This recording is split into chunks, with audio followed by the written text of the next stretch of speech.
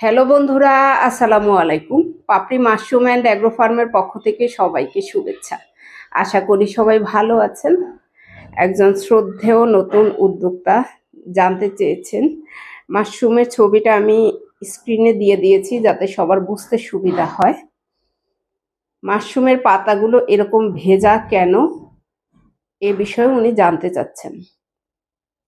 মাশরুমের পাতা এরকম ভেজা থাকে অনেক কারণে। সেটা হয়েছে যখন আবহাওয়ার নিম্নমাত্রা থাকে, অর্থাৎ বৃষ্টি থাকে অথবা মেঘলা থাকে, তখন যদি আপনি পানি স্প্রে করে থাকেন ম্যাচিউরড মাশরুমের ক্ষেত্রে, তখন পানিটা নিতে পারে না, টেনে নিতে পারে না, শুকাতে পারে না। অর্থাৎ আপনার আবহাওয়ার ধরন অনুযায়ী আপনি পানি স্প্রে করবেন, সেটা কি কুয়াশার মতো করে নাকি নর্মাল স্প্রে যেভাবে করেন সেভাবে।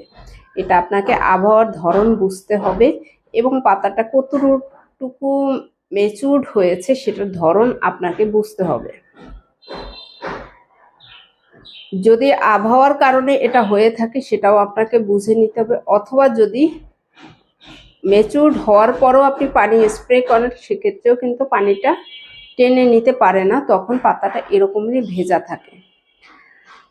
দুইটা কারণ থাকে, এক হয়েছে ওভার ম্যাচিউরড হওয়ার পরেও যদি পানি আপনি বেশি আকারে করে থাকেন সেক্ষেত্রে পানিটা টেনে নিতে পারে না, অথবা যদি আবহাওয়া নিম্ন থাকে অর্থাৎ মেঘলা অথবা বৃষ্টি অথবা শৈত্যপ্রবাহ, সেক্ষেত্রেও আপনাকে বুঝে শুনে পানি স্প্রে করতে হয়। অনেক সময় দেখা যায় যে বড় মাশরুমগুলোতে পানি একেবারেই স্প্রে করা উচিত নয়।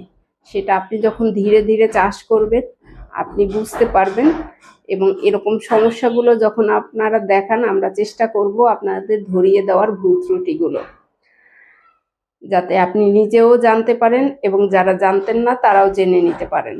ভালো থাকুন, সুস্থ থাকুন এবং নিজ ঘরে ঘরে মাশরুম চাষ করে নিজের পুষ্টির চাহিদা মিটিয়ে তুলুন।